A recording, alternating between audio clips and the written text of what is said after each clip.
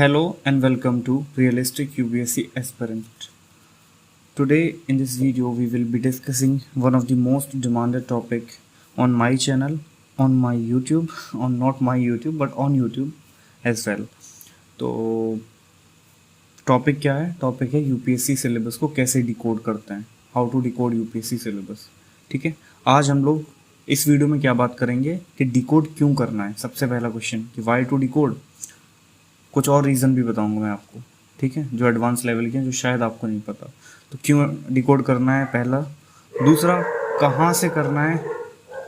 ठीक है, I am sorry for this inconvenience but I am shooting this video 5th time, तो हर बार problem आ ही रही है, तो प्लीज़ एडजस्ट कर लेना। तो दूसरा पॉइंट ये हो गया कि कहाँ से करना है। तीसरा पॉइंट कैसे करना है, और सबसे इम्पोर्टेंट कि कैसे करना है, एग्जैक्टली कैसे किया जाता है डिकोड। तो बिना किसी देरी के चलो शुरू करते हैं। पहला question, why to decode UPSC syllabus. इस वाई को क्लियर करते हैं। सबसे पहली चीज़ ये है कि it will become your guide. इसका मतलब क्या है, बेसिकली ये आपको भटकने नहीं देगा।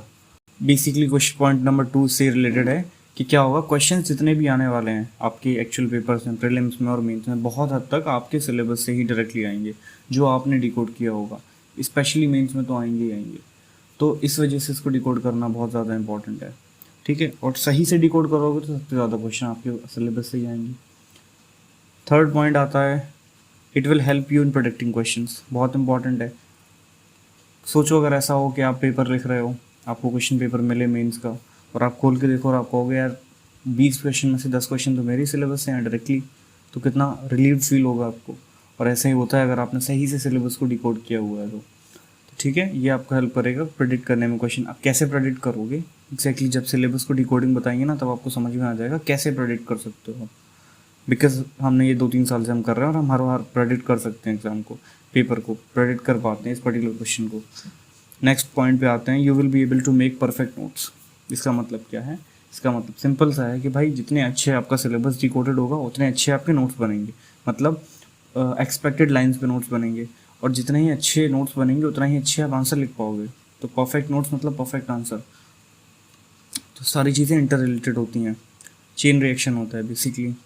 Next 5th point, it will help you to stay streamlined and organise. इसका मतलब क्या है? इसका मतलब सिर्फ इतना सा है कि ये आपको बिल्कुल भटकने नहीं देगा एज ऑलवेज, बट ये क्या करेगा, जब भी आप कोई नया टॉपिक पढ़ने जा रहे होगे तो उससे पहले आपको क्या बताएगा ये, कि अगर आपके सिलेबस में वो मैंशनड है तो ही करना है आपके डिकोडेड सिलेबस में, अदरवाइज नहीं करना है।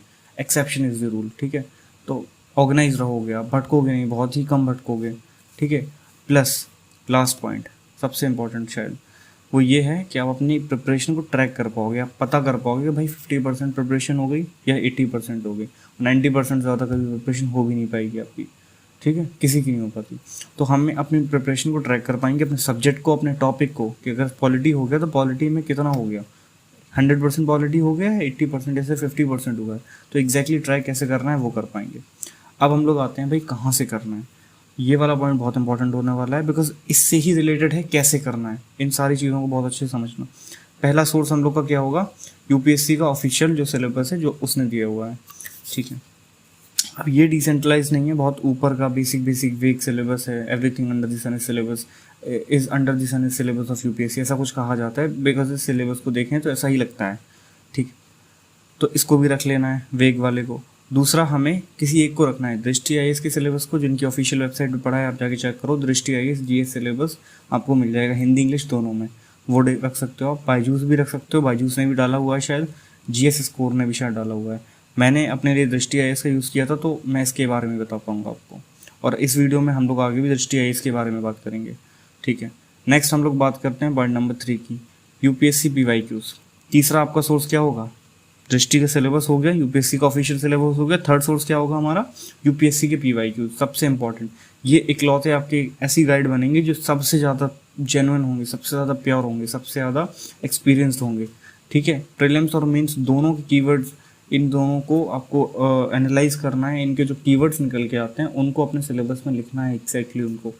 ठीक है, और चौथा पॉइंट, अब ऊपर की जो 3 पॉइंट है ना, इनको क्या है, ये एक बार में बन जाएंगे, एक बार आपको मेहनत करना और बना लोगे। But point number 4, current affairs के जो हॉट थीम्स है वो कंटिन्यूसली ऐड होते जाएंगे। तो आप ये कर सकते हो कि आप ऐड ना करो, उस सिलेबस में जो आपका एक्चुअल सिलेबस है। आप इसके लिए एक डिफरेंट नोटबुक बना सकते हो या फोल्डर बना सकते हो जहाँ पे आप करंट अफेयर की सारी चीज़ें लिखोगे, सारे टॉपिक्स लिखोगे, ठीक है। तो ये आपका बनेगा, और प्लीज़ रिक्वेस्ट है डिजिटली बनाना। बिकॉज क्यों बनाना है अभी आगे आपको समझ में आ जाएगा, नहीं बनाओगे परेशान हो जाओगे, बार बार काटना पड़ेगा, मिटाना पड़ेगा, दोबारा लिखना पड़ेगा सारा का सारा। तो इस वजह से डिजिटली लिखना। डिजिटली लिखने के पास आपके 2-3 ऑप्शन हैं।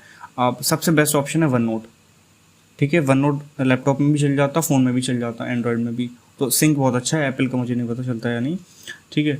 और इसके अलावा आप नोशन यूज़ कर सकते हो या फिर आप एवर नोट भी यूज़ कर सकते हो, but I would recommend one note use करो, बहुत अच्छा ऐप है, लैग नहीं करता, आपका डेटा लॉस नहीं होगा। वन नोशन और एवर नोट पर डेटा लॉस हो सकता है, बिकॉज मेरा बहुत हो चुका है उस पर।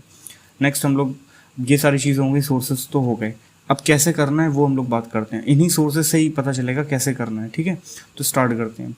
सबसे पहले अब इन बातों का बड़ा गौर से सुनना भाई, ठीक है। एक और पॉइंट, हाँ, तो ये है यूपीएससी का सिलेबस GS1 का ज्योग्राफी का, ठीक है।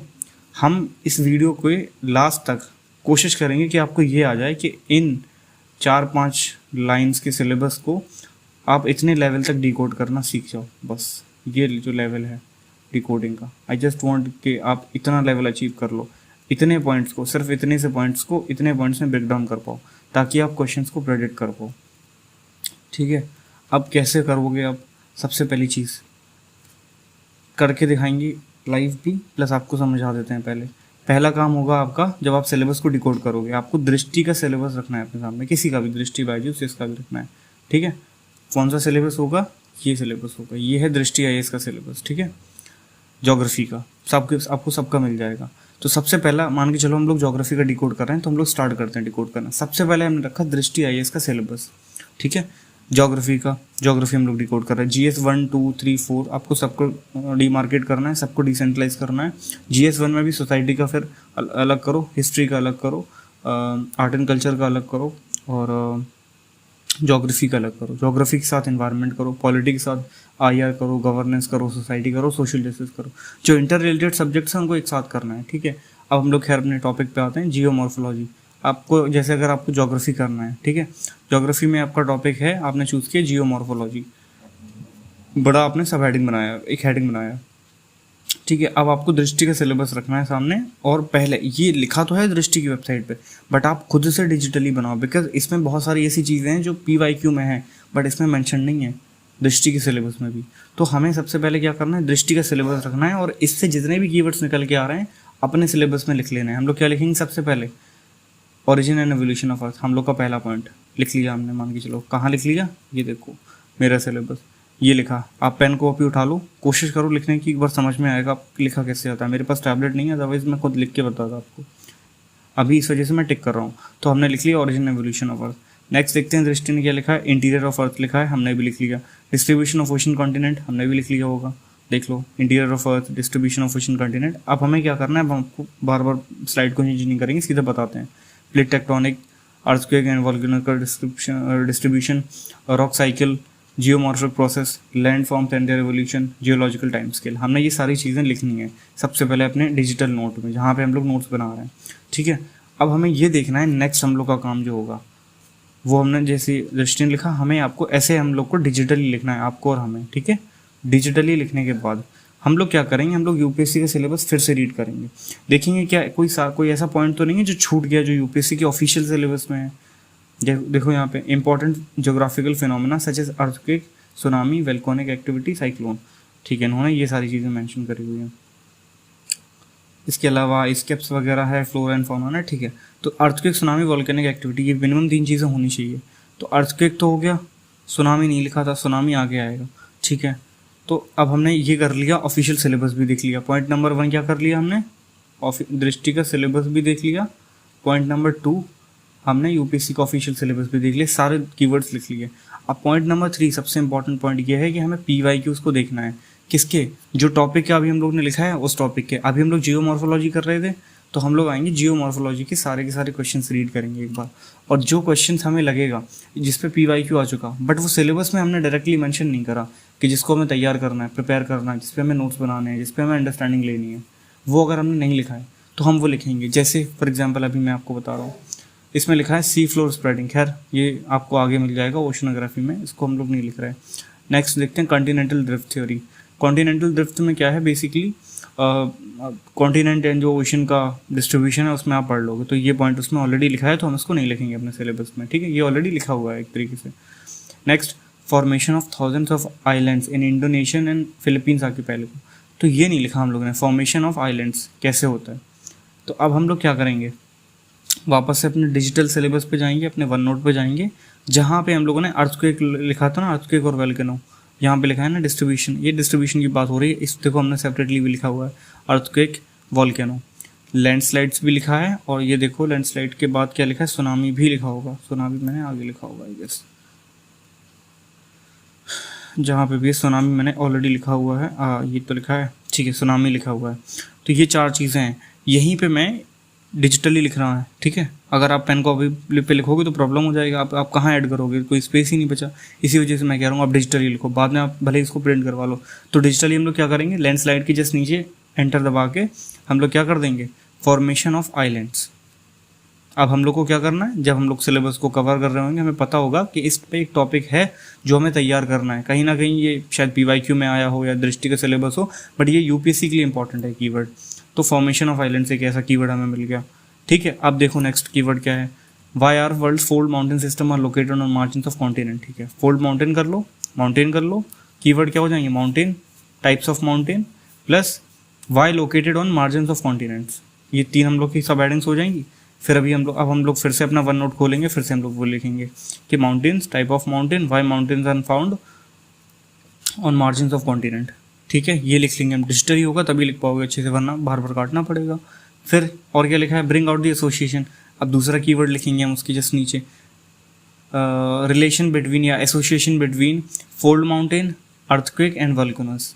अब ये क्या कैसे कर पाओगे आप, जब आपने PYQ को ऐसा एनालाइज किया होगा, कोर लिखा होगा उनका, ठीक है, तो आपको कोर लिखना है, तब जाके आपको आसानी होगी सिलेबस को डिकोड करना। तो पहले कोर लिख लेना, और फिर इनका जो कोर कीवर्ड निकल के आता है वो आपको सिलेबस में मेंशन करना है, जो दृष्टि या फिर UPSC ने मेंशन नहीं किया हुआ है, बट PYQ इस पे आया हुआ है। तो इससे PYQ था फोल्ड माउंटेन वगैरह पे, मैंने लिख लिया, फॉर्मेशन ऑफ आइलैंड्स पे था, मैंने लिख लिया। मेंटल प्लूम देखो हम लोग ने कीवर्ड में मेंशन नहीं करा, हालांकि हम लोग इसके बारे में पढ़ेंगे, बट बहुत हल्का सा पढ़ेंगे, डिटेल में नहीं पढ़ेंगे, बट डिटेल में पढ़ना पड़ेगा, बिकॉज 2018 में क्वेश्चन आया था, कोई बहुत पुराना क्वेश्चन नहीं है। तो क्या करेंगे अब हम लोग, इसको भी अपने कीवर्ड में वन नोट खोलेंगे और फिर से लिख लेंगे, कहाँ पे, यहीं जहाँ पे हम लोग जियोमॉर्फोलॉजी वाला पार्ट है उसी के अंदर लिख लेंगे मेंटल प्लूम। नेक्स्ट हम लोग आएंगे फिर से सिलेबस पे, या दृष्टि IAS के सिलेबस पे, ठीक। पहले सारा दृष्टि IAS का सिलेबस देखेंगे, उसका जियोमॉर्फोलॉजी का जितना भी पार्ट है वो सारा लिख लेंगे डिजिटली। फिर हम लोग जाएंगे UPSC के ऑफिशियल उस पे सिलेबस पे, उसका सारा जियोमॉर्फोलॉजी वाला जो पार्ट है उसको लिख लेंगे। फिर थर्ड आइटरेशन, जो फर्स्ट और सेकंड आइटरेशन हो गया, थर्ड आइटरेशन या फिर थर्ड राउंड में हम लोग जाएंगे UPSC के मेंस के PYQs पे। फोर्थ आइटरेशन में हम लोग जाएंगे प्रीलिम्स के PYQs पे। तो अभी हम लोग मेंस पे हैं, तो हम लोग मेंस की बात कर रहे हैं। इसमें देखो अब नेक्स्ट क्वेश्चन क्या है, geophysical characteristic of circum Pacific zone. देखो 2020 में क्वेश्चन आया, कोई बहुत पुराना क्वेश्चन नहीं है। तो क्या करना है, इसको भी लिखना है, characteristic of circum Pacific zone, ये भी होगा आपका जियोमॉर्फोलॉजी का पार्ट। तो आपको ऐसे कीवर्ड्स बनाने हैं, बिकॉज क्वेश्चंस रिपीट होते हैं, हम सबको पता है UPSC में, प्रीलिम्स मींस दोनों में, डायरेक्टली इनडायरेक्टली हर जगह। तो और प्लस प्रेडिक्ट भी जब आप तभी कर पाओगे ना जब आपने PYQ लिखा होगा, तो आपको ऐसे इंस्पायर होकर कीवर्ड्स लिखने हैं। नेक्स्ट क्वेश्चन देखते हैं, इसके बाद फिर हम लोग प्रीलिम्स पे जंप करेंगे। Mention the occurrence of volcanic eruption in 2021 and there impact और रीजनल एनवायरनमेंट। ठीक है, देखो वोल्केनो पे क्वेश्चन आ गया ना, सिलेबस का मेंशन था आपने। तो नेक्स्ट ऐसे ही है, डेक्कन ट्रैप्स देख लो। अब हम लोग प्लेट्यूज के बारे में बात कर लेंगे, डेक्कन ट्रैप्स के बारे में बात हुई तो हम लोग प्लेट्यूज लिख लेंगे। Natural resources, potential of plateaus, ऐसा कुछ कीवर्ड लिख सकते हैं हम लोग, ये हमें करना है। ठीक है, फिर हम लोग नेक्स्ट कीवर्ड पे आ जाएंगे, नेक्स्ट हेडिंग पे ज्योग्राफी के अंदर क्लाइमेटोलॉजी कर लेंगे। क्लाइमेटोलॉजी के बाद हम लोग ओशनोग्राफी कर लेंगे, उसके बाद हम लोग इंडियन ज्योग्राफी के सारे कर लेंगे, डिकोड कर लेंगे। फिर हम लोग ह्यूमन ज्योग्राफी कर लेंगे। तो लगभग हमें ऐसे सब हेडिंग्स के अंदर अपने सिलेबस को डिकोड करना है। ये हो गया थर्ड आइटरेशन, जिसमें हमने मेंस के सारे PYQ कर लिए। ठीक है, अब हम लोग आते हैं अपने प्रीलिम्स के क्वेश्चंस के ऊपर, फोर्थ आइटरेशन में। इसमें क्या है, खैर मैंने यहाँ पे सिर्फ जियोमॉर्फोलॉजी वाला पार्ट नहीं ले पाया हूँ मैं शायद, तो इसमें मैंने क्लाइमेटोलॉजी वाला पार्ट लिया हुआ है। ठीक है, या इन्वायरमेंट वाला जो पार्ट है बेसिकली, या इंडियन ज्योग्राफी भी आप कह सकते हो, वर्ल्ड ज्योग्राफी भी कह सकते हो, बेसिकली फिजिकल ज्योग्राफी है। ठीक है, तो हम लोग क्या करेंगे, फोर्थ आइटरेशन में प्रीलिम्स के जितने भी कीवर्ड्स निकल के आ रहे हैं, जो ऑफ रिपीटेड थीम्स निकल के आ रहे हैं, जिन पे क्वेश्चंस मल्टीपल टाइम पूछा जा रहा है और हमें पता है कि इसको तैयार अच्छे से करना है, तो हम क्या करेंगे, उन कीवर्ड्स को हाईलाइट करेंगे और अपनी जगह पे जहाँ पे हम लोग वन नोट में लिख रहे थे वहीं पे उन सब हेडिंग्स के अंदर लिख लेंगे। जैसे क्लाइमेटिक रीजन्स ऑफ वर्ल्ड, ये किस में आ जाएगा, क्लाइमेटोलॉजी में आ जाएगा। World and India, tree species there, ठीक है, मैंने ये अपने लिए डिकोड किया हुआ था कि ट्री स्पीशीज वहाँ पे कहाँ पे, इंडिया और वर्ल्ड के जितने भी क्लाइमेटिक रीजन है उनका, उन जगहों का नाम लिखना है, प्लस उनकी अंदर जो ट्री स्पीशीज पाई जाती हैं वो। तो कितने बार पूछा गया है पता है ये क्वेश्चन पिछले 10 ईयर्स में, या तो डायरेक्टली पूछा गया है या फिर ऑप्शन में मेंशन है। कितने बार, 1 2 3 4 5 6 टाइम्स मेंशन है। ये देखो इक्वेटोरियल क्लाइमेट के बारे में 6 to 7 टाइम्स क्वेश्चन के बारे में मेंशन हुआ है और 2015 में क्वेश्चन आया था, ठीक है। इसके अलावा देखो फॉरेस्ट वेजिटेशन के ऊपर, वेजिटेशन में फ्लोरा फौना दोनों आ जाएगा, लोकेशन, उनका क्लाइमेट, ये 12 बार मेंशन किया जा चुका है। तो हमें क्या करना है, ऐसी चीज़ों को लिख लेना है, ठीक है। ये हम लोग के कीवर्ड्स बनेंगे जो हम लोग को सिलेबस में लिख लेंगे ताकि हम लोग उसको कवर कर पाएँ। तो ऐसे होगा हम लोग का, बार बार मैंने शायद चीज़ों को रिपीट कर दिया बट ठीक है। तो ऐसे हम लोग का सिलेबस होगा डिकोड, ठीक है। तो हम लोग फिर से रिपीट कर लें क्या सोर्सेज होंगे।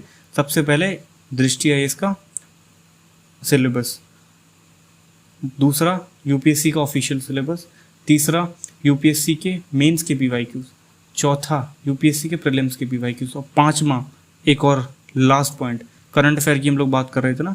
करंट अफेयर में क्या होगा, हम लोग सिलेबस को उसमें उस करंट अफेयर के टॉपिक्स को हम लोग सिलेबस की जगह पे लिखेंगे नहीं वन नोट में जाके कि ये करना है कवर। हम क्या करेंगे, उसके नोट्स बना लेंगे भले उस टॉपिक पे। जैसे फॉर एग्जांपल आप ज्योग्राफी पढ़ रहे हो, ठीक है, बट ज्योग्राफी में कुछ एक नया टॉपिक आ गया जो ना दृष्टि ने मेंशन करा ना, for example urban heat island आ गया। अर्बन हीट आइलैंड अगर दृष्टि ने, हालांकि उन्होंने मेंशन किया होगा बट अगर नहीं किया उन्होंने, बट ये चीज़ तो न्यूज़ में रहती है अर्बन हीट आइलैंड्स के बारे में, ठीक है। मियावाकी मेथड हो गया। तो ये सारी चीज़ें क्या करोगे आप, अगर ये न्यूज़ में है तो आप इनके नोट्स बना लोगे। तो ये आपके 4-5 सोर्सेज होंगे जहाँ से आपका एक्चुअल जो डिसेंट्रलाइज या डिकोडेड सिलेबस है वो बनेगा।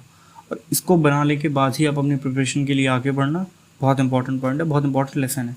अब एक लास्ट चीज़, अगर आप यहाँ तक आए हो तो आपकी वीडियो पे आपकी स्क्रीन पे एक वीडियो शो हो रही होगी, how to analyse UPSC PYQs, तो उसको भी देख लो ताकि आपको एक्चुअली पता चले। जैसे मैंने आपको पहले बताया था कि कोर लिखना है आपको, तो वो कोर क्या होता है, कैसे लिखा जाता है, प्रीलिम्स का कैसे लिखा जाएगा, मेंस का कैसे लिखा जाएगा, ठीक है। तो आप वो वीडियो देखो और उसके बाद बस अगेन कुछ नहीं, यहाँ तक अगर आप आए हो तो again thanks for watching and giving your precious time. May God bless us.